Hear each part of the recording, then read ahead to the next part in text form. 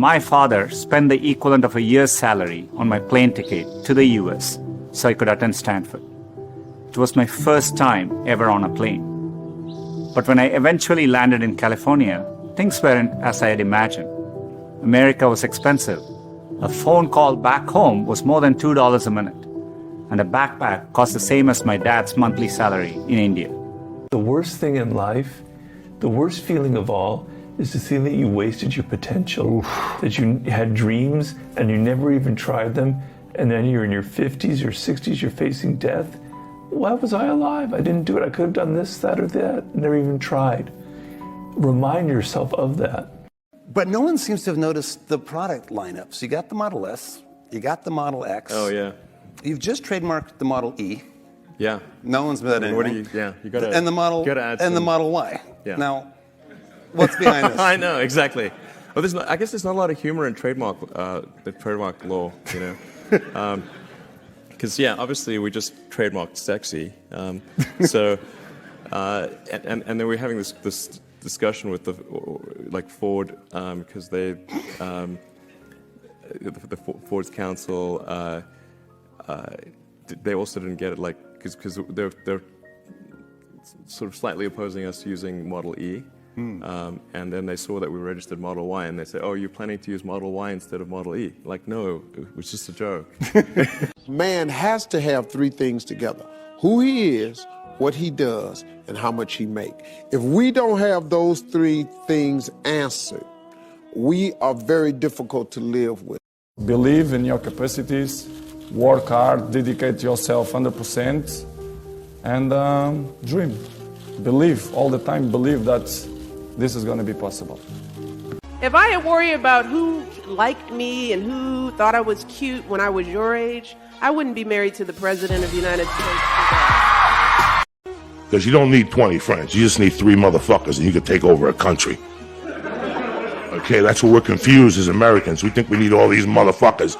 You give me 3 bad motherfuckers and you're finished. You understand me? My dad always said, "Son, you get so many movie awards in the world. When are you get one of these?" Then I just look at my dad, ha ha ha. Dad, I only make comedy action movies.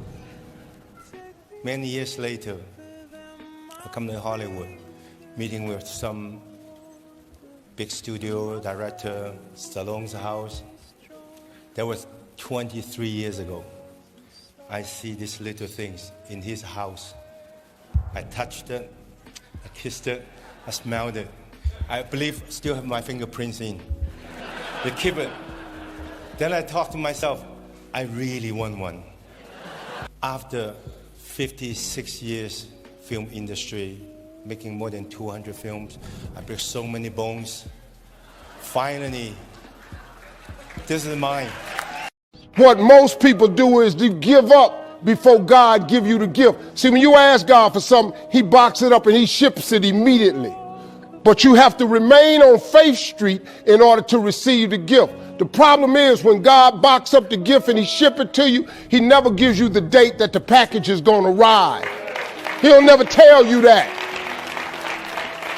Most people move off Faith Street before the package get there. You can't move over on the I Doubt It Boulevard. He don't ship packages to I Doubt It Boulevard. He only ship packages to Faith Street. You can't get over there on I Don't See House Circle. He don't ship nothing to I Don't See House Circle. So when you move out of faith, the package got to go back to sender. I don't think there's ugly men. Most men can fix themselves up. Style, charisma, clothing, the whole nine. At least, even if you're the ugliest dude, you could probably level up to a 5, 6. Yeah. Add money to that, you're a 7, 8 now. Yeah. Everybody can do it. Why don't they do it? They don't want the work. They don't want the work. See, the point is, you don't know how much future you've got. What's gone is gone. There's absolutely nothing you can do about it. Some of you have had divorces. Some of you have probably had bankruptcies. Some of you have had terrible things happen in the past. But what's gone is gone. It's in the past. And to spend your time Focusing on the past is to spend the only thing that you've got, and that's what's right here, right now, because the sand never stops running. This is all we've got.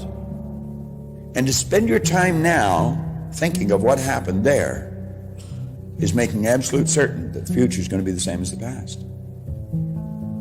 Now, I don't suppose many of us spend a lot of time thinking about that, but a lot of us spend a lot of time making that error.